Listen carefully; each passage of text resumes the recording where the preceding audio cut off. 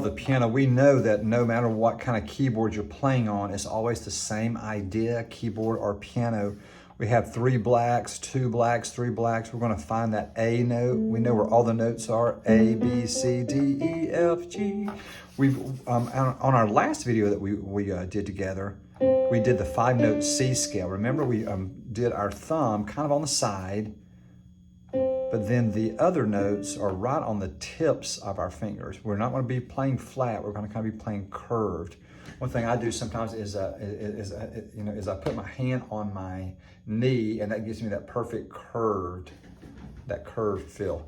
So we're going to play the C note, the C scale.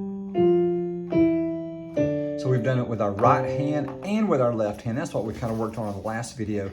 Let's try to do the 8-note C scale. Now, of course, we don't have 8 fingers, so somewhere we're going to have to kind of cross over. In every scale, and a scale is just simply going from one note all the way to that same note at the top. That's called the 8-note C scale. So I'm going to start with a C and go all the way up to the C. And you hear it's the same exact tone. This is just a higher tone.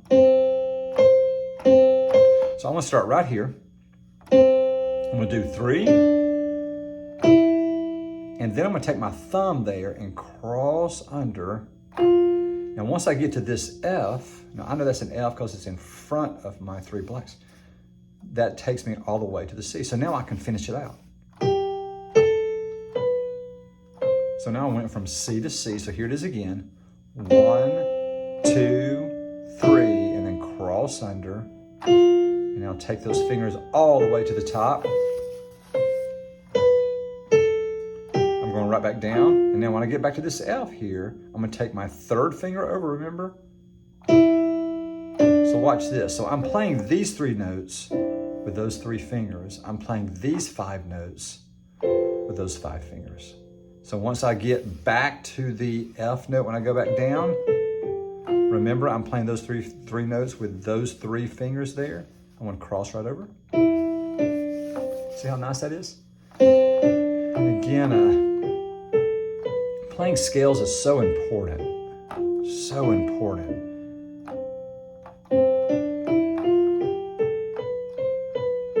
It's like saving your money. You may not always want to do it, but you sure are glad you did after you've learned how to live by that principle of saving.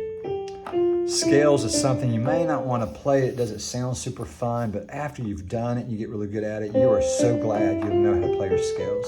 Now watch this. The left hand is going to do the exact opposite. The left hand is going to start with the 5 and then cross over to do the 3. So watch this. Now cross over with that 3rd finger, just like we do over here with our 3rd finger. Back down, cross back over with that thumb.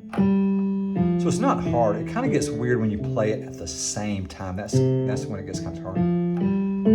If you're liking our videos, please click that little bell and that subscribe button below. Tell your friends about it. We love teaching music. We have a lot of students around our world here. Now watch this. We're going to try to do it at the same time. It gets kind of confusing because my right hand's going to be moving when my left hand's not. So watch this. 1, 2, 3. Now my right hand crosses under, remember, while my left hand just keeps going. Now my left hand crosses over while my right hand stays where he's, where he's at. So it's not hard, it's just going to take you some time. So here it is again.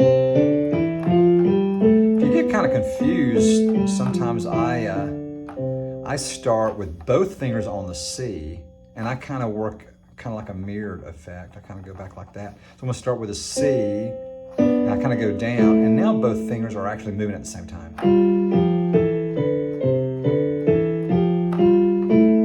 Yeah. So you can play scales this way, or you can kind of play it this way. I